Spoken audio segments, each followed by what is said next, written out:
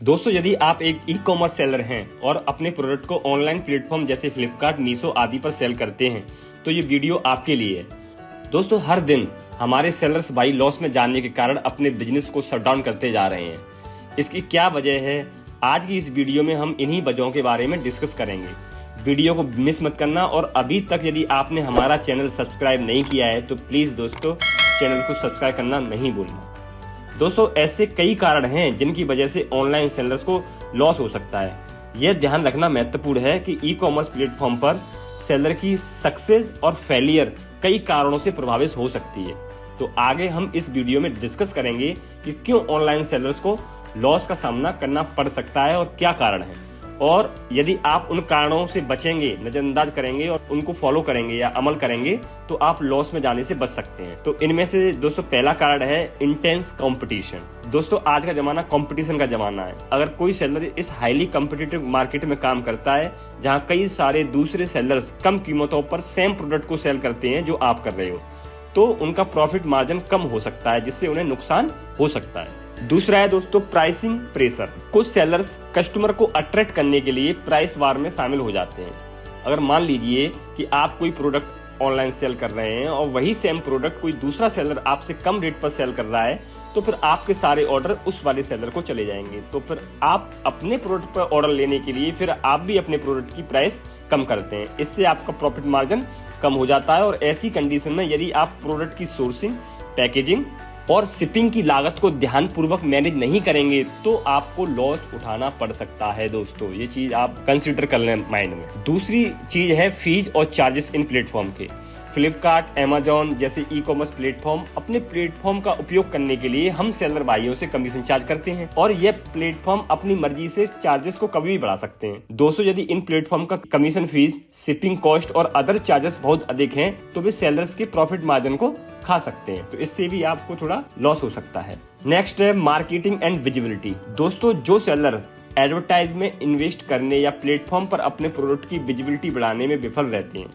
कभी कभी क्या होता है दोस्तों, जब भी कोई सेलर नया एज अ सेलर रजिस्ट्रेशन करता है तो उसमें स्टार्टिंग में फंड की पूंजी होती है, तो वो ज़्यादा अमाउंट जो मार्केटिंग में और एड चलाने में, कैंपेन चलाने में नहीं लगा सकता। तो उन सेलर्स को कस्टमर को अट्रैक्ट करने में कठिनाई हो सकती है जिससे उनकी सेल और प्रॉफिट मार्जिन प्रभावित हो सकती है। उन्हें स्टार्टिंग में कम ऑर्डर आ सकते हैं। दोस्तों, नेक्स्ट है पुअर इन्वेंट्री मैनेजमेंट।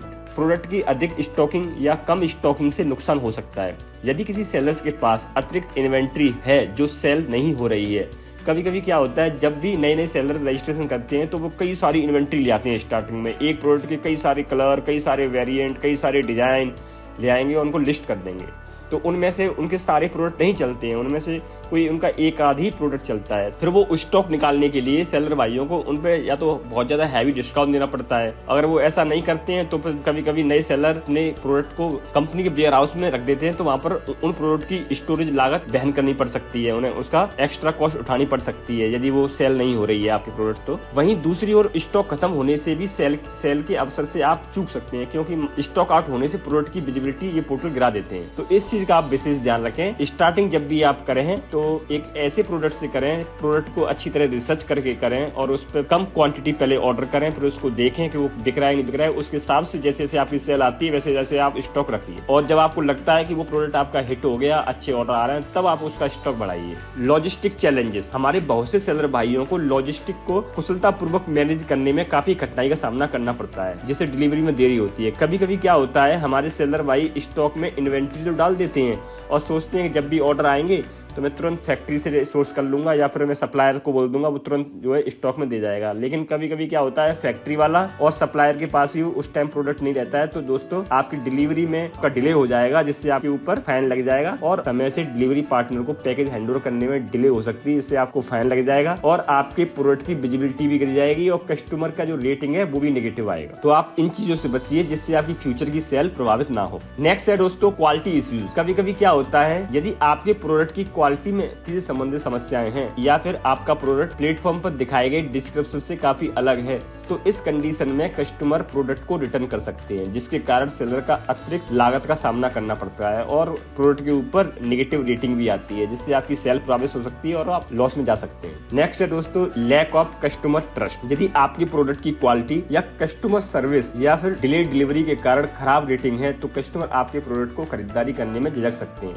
क्योंकि दोस्तों आजकल ऑनलाइन का जमाना है। सभी कस्टमर जो ऑर्डर करते हैं वो आपके प्रोडक्ट के ऊपर पहले से आए हुए रिव्यूज को पढ़ के वो ऑर्डर करते हैं। अगर आपके रिव्यूज नेगेटिव में आएंगे तो कस्टमर आपसे खरीदारी नहीं करेंगे, जिससे आपकी सेल प्रभावित हो सकती है। नेक्स्ट है दोस्तों चेंजिंग मार्केटिंग ट्रेंड। यदि कोई सेलर चेंजिंग मार्केटिंग ट्रेंड को अडॉप्ट नहीं करता है, फॉलो नहीं करता है, उसमें विफल रहता है, कंज्यूमर की प्रेफरेंसेस को ध्यान में रखकर नए प्रोडक्ट में बदलाव नहीं करता है, मॉडिफाई नहीं करता है अपने प्रोडक्ट को, तो उसके प्रोडक्ट आउटडेटेड हो सकते हैं और ग्राहकों के द्वारा कम पसंद किए जा सकते हैं, जिससे सेल्स में कमी आ सकती है और संभावित नुकसान हो सकता है। दोस्तों ई कॉमर्स प्लेटफॉर्म पर बिजनेस में सक्सेस सुनिश्चित करने के लिए सेलर्स को नियमित रूप से अपनी स्ट्रेटजी का आकलन करना होता है, मार्केटिंग में बदलाव के अनुरूप ढलना और अपनी लागतों को प्रभावी ढंग से मैनेज करना महत्वपूर्ण है, जिससे आप एक प्रॉफिटेबल बिजनेस बना सकते हो। वीडियो दोस्तों अच्छी लगी हो तो लाइक करना, चैनल को सब्सक्राइब करना और आपका ई कॉमर्स से संबंधित कोई सवाल है तो हमें कमेंट करके जरूर बताइए, हम उस पर वीडियो आपके लिए बनाएंगे। धन्यवाद।